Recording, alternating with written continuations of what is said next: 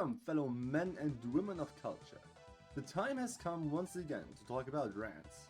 But this time around, I will make it a double whammy. We're not only talking about Rance 3, but 4 as well, so you better strap in for the ride. Rance 3 and 4 are drastic departures from the previous titles. Where it used to be a simple RPG, it has now become an SRPG, similar to Fire Emblem, except you won't gain control over the other characters until Rance 4. This was most likely made to accommodate the larger scale of the third game and carried over to the fourth as a logical step forward was to improve on what is already there, which, to be honest, wasn't much.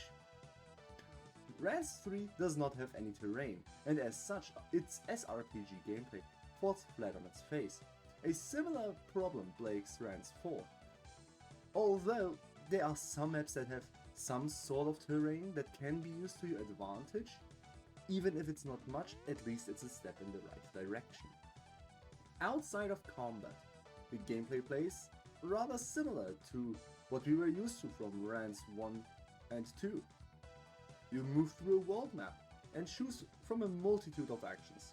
Dungeon exploration in 4 is more akin to the mechanics from Rance 2, while the third game went for a more traditional approach, which works really well in my opinion. In terms of the story, a similar departure can be seen, where Rance 1 and 2 were self-contained stories, Rance 3 and 4 start to expand the world and continue plot threads that were opened earlier or started new ones of their own. Now, what are these games about? Let me tell you. Rance 3 is about Helman, a neighboring nation.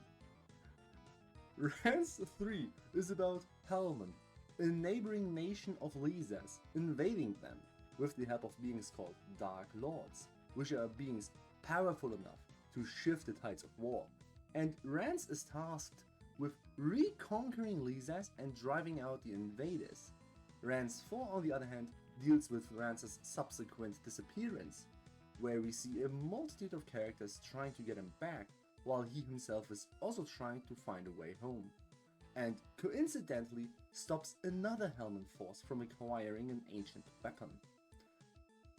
As you can guess, the stakes have increased quite a bit. The stories of both of these games are made with a lot of heart, and I really wish the gameplay were a bit more polished, because it can get repetitive. As it is right now, the stories aren't without their fair share of problems either.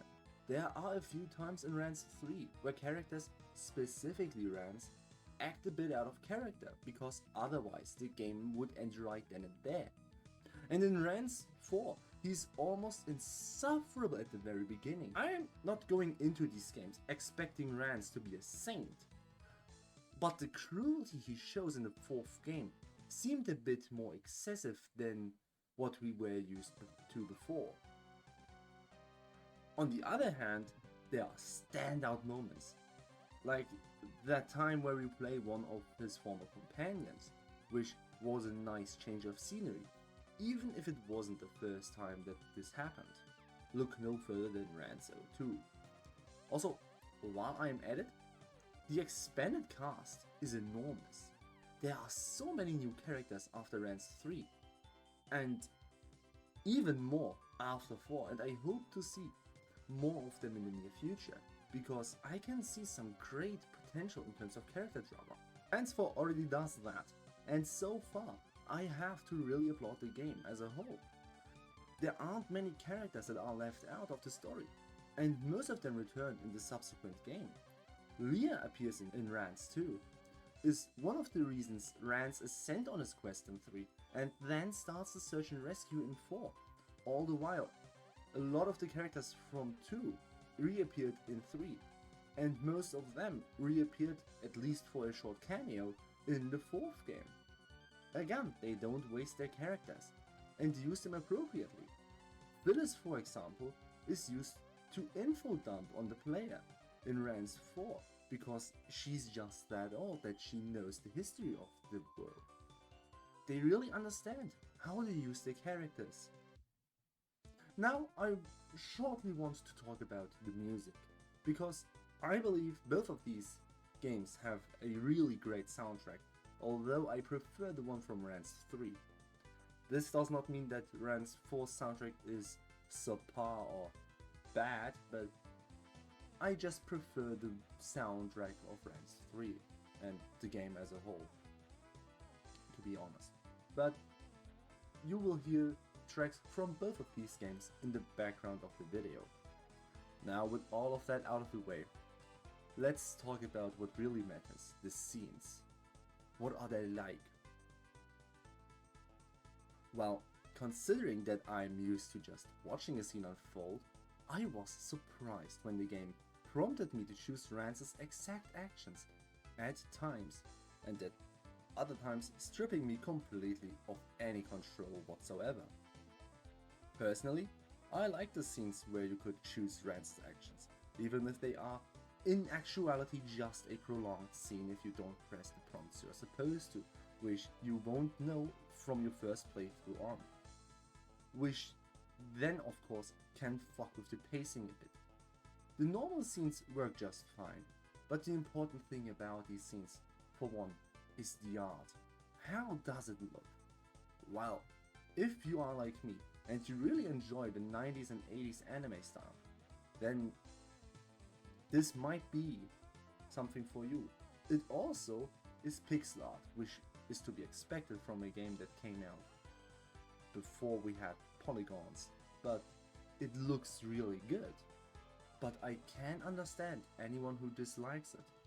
Then again, why play Rance if all you want to do is jerk off? I mean, you can do it, there is certainly enough content in there.